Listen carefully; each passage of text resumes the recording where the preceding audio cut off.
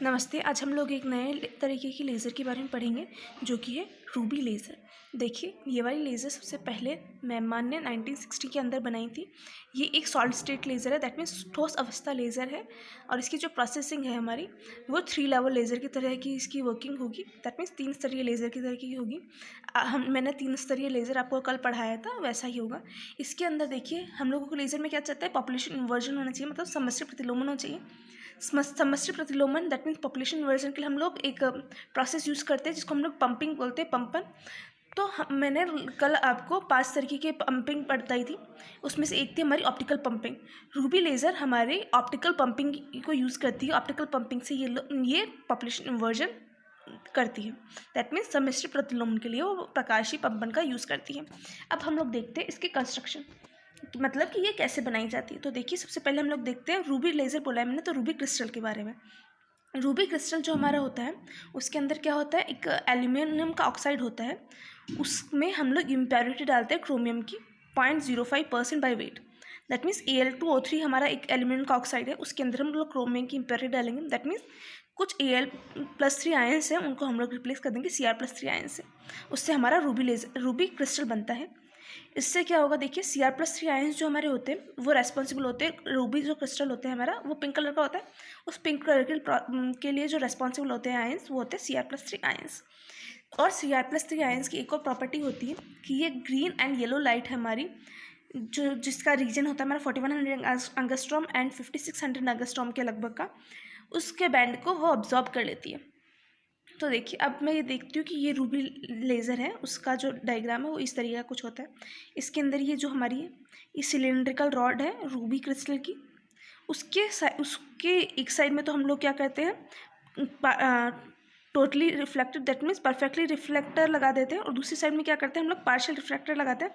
ये तो पूर्णतः परावर्ती होता है, ये और ये आंशिक परावर्ती होता है। इसका रिफ्लेक्टिव गुणांक क्या होता है हमारा 90%, और ये वाला पूर्णतः रिफ्लेक्ट करेगा।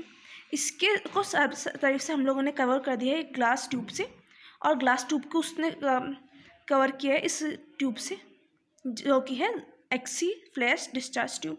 इसके थ्रू होगा जीनॉन के फ्लैश डिस्चार्ज ट्यूब है, दैट मीन्स ये हर थोड़े देर के बाद में, कुछ मिली सेकेंड्स के बाद में, ये एक फ्लैश है जीनॉन का, वो डालेगी। इसके थ्रू हमारी क्या होगी, ऑप्टिकल पंपिंग के लिए ये चीज़ यूज़ की जाती है हमारे। देखिए, ये जो पिंक हम लोगों ने रूबी लिया है सिलिंडर रॉड, उसकी जो लेंथ होती है हमारी लंबाई, वो 5 सेंटीमीटर होती है। और इसकी जो डायमीटर होगा वो 1 सेंटीमीटर होता है, दैट मीन्स उसका व्यास जो होगा 1 सेंटीमीटर के लगभग होगा। देखिए, इसकी जो लंबाई है हमारी, मैंने बोला ये 5 सेंटीमीटर के लगभग होती है कुछ। तो देखिए, इसकी जो लंबाई होती है वो n λ/2 के कॉरस्पेंडिंग होती है। दैट मीन्स जहाँ पे लैम्बडा यदि हम लोगों को वेवलेंथ है लेज़र की, लेज़र लाइट की कुछ वेवलेंथ होगी। मैंने बताया था आपको पहले कि लेज़र लाइट जो होती है हमारी, वो एक वर्णी प्रकाश स्रोत होता है, दैट मीन्स मोनोक्रोमेटिक लाइट होती है। दैट मीन्स उसकी वेवलेंथ जो होगी, एक ही वेवलेंथ होगी पूरी लेज़र लाइट की। तो n λ/2 मतलब एक इंटीजर मल्टीपल होता है λ/2 का, वो इक्वल होता है उसकी वेवलेंथ के, सॉरी उसकी रॉड की लेंथ के इक्वल। अब देखिए, ये जो हमारा पूरा ग्लास की ट्यूब वगैरह सब कुछ है, उन सबको जो जीनोन गैस से उसको हेलिक्स फॉर्म में डाल देते हैं। उसके बाद में क्या करते हैं, ये पूरी ग्लास की ट्यूब जो है हमारी, उसको एक पानी की ट्यूब के अंदर डाला जाता है। उससे क्या होगा कि जो रूबी क्रिस्टल हमारा, वो हमेशा ठंडा रहे, क्योंकि इसमें क्या होगा, वो जीनोन की जो डिस्चार्ज की वजह से उसके अंदर फोटोन्स होंगे, वो एक्साइट होंगे, एमिट होंगे। इस वजह से क्या होगा, उसका अंदर वाला जो रूबी क्रिस्टल है उसका टेम्परेचर हमारा इंक्रीज हो जाएगा। इसलिए उसको क्या किया जाता है, रूबी क्रिस्टल का जो उसको ग्लास ट्यूब से करते हैं, और ग्लास ट्यूब को हम लोग कैसे कवर करते हैं, पानी की एक ट्यूब से, ताकि उसका जो टेम्परेचर हो हमारा वो सही रहे। अब इसमें क्या होता है, एक और चीज़ जो मैंने आपको बताया था कि फ्लैश जो है हमारा, वो उसकी जो टाइम पीरियड होगा वो कितना होता है, कुछ मिली सेकेंड्स के बाद में वो वापस से फ्लैश आएगा हमारा। इससे क्या होगा, हमारा जो क्रोमियम के आयन्स हैं वो हमारे वो एक्साइट हो जाएंगे, राइट। एक्साइट होंगे तो वो अपने एक्साइटेड स्टेट में जाएंगे, एक्साइटेड स्टेट से वो मेटा स्टेबल स्टेट में जाएंगे, मतलब स्थायी अवस्था में जाएंगे। स्थायी अवस्था से क्या होगा, वो स्टिमुलेटेड एमिशन, दैट मीन्स उद्दीप्त उत्सर्जन के थ्रू वो ग्राउंड स्टेट पे आते हैं। यही हमारा 3 लेवल लेजर का प्रोसेस होता था। अब देखिए, इससे हम लोग देखते हैं रूबी लेज़र का वर्किंग प्रोसेस। उसमें भी यही होगा। देखिए, एक तो हमारा ये ग्राउंड स्टेट है, उसके बाद में 2 एक्साइटेड स्टेट के लेवल्स होंगे, उसके बाद में हमारे पास 2 मेटास्टेबल स्टेट के लेवल्स होंगे। तो ये एक तरीके से 1 2 3 या फिर 1 2 3 इस तरीके से 3 लेवल लेज़र के फॉर्म में ये वर्क करेगी। तो देखिए, एक्साइटेड स्टेट में उसका टाइम पीरियड कितना है 10⁻8 सेकंड के लगभग। और जो मेटास्टेबल स्टेट होगी हमारी मितस्थायी अवस्था, उसमें मैंने बताया था कि उसका टाइम पीरियड क्या होता है, सॉरी उसका लाइफ टाइम जो होगा जीवन काल वो ज़्यादा होता है, वो इक्वल होगा 10⁻³ सेकंड्स का, मतलब 10⁵ टाइम्स बड़ा है इसका जो जीवन काल है इस वाले से।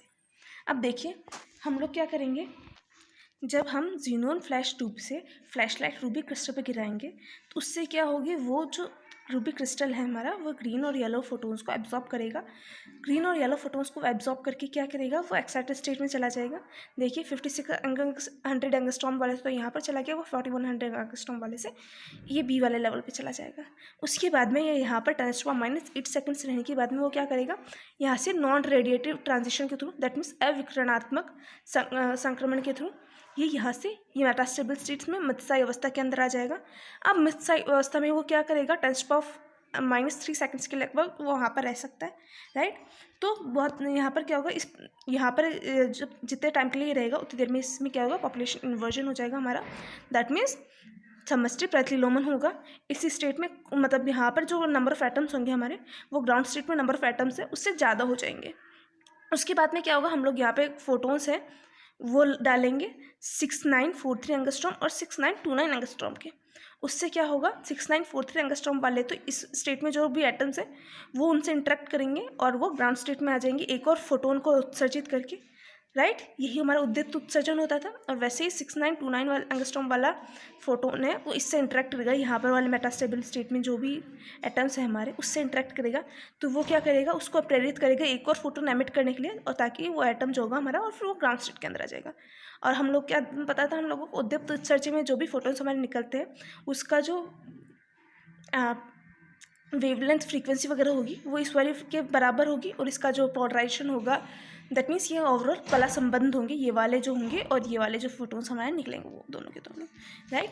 तो यही होगा हमारा, एटम्स है वो मेटास्टेबल स्टेट में रहेंगे और वहाँ पर उसका क्या होगा, समष्टि प्रतिलोमन हो जाएगा, दैट मीन्स पॉपुलेशन इन्वर्जन हो जाएगा। फिर यहाँ पर यदि फोटोन्स से हम लोग इंटरेक्ट करेंगे मेटास्टेबल स्टेट में तो उससे वो स्टिमुलेटेड एमिशन के थ्रू फोटोन्स को एमिट करेंगे। अब यदि वो फोटोन्स है हमारे वो पैरेलल है एक्सिस की, रूबी क्रिस्टल का जो एक्सिस है उसके पैरेलल है, तो वो क्या करेगा, मल्टीपल टाइम्स वो रिफ्लेक्ट होंगे, उसकी वजह से वो और भी फोटोन्स, जो फोटोन्स हमारे इधर की साइड से इधर आएंगे तो वो और इंटरेक्ट करेंगे फोटोन से, तो वो मेटास्टेबल स्टेट में जाएंगे और मेटास्टेबल स्टेट के जो फोटोन्स एटम्स हैं उनसे इंटरेक्ट करके उनको ग्राउंड स्टेट में लाएंगे और कोऑर्डिनेट फोटोन से उनको एमिट कराएंगे। इसी से हमारी लेज़र बनेगी, राइट, जो कि हम लोगों ने ये प्रोसेस पहले भी पढ़ा हुआ है। इसी तरीके से हमारा वो बनता है रूबी क्रिस्टल का लेज़र।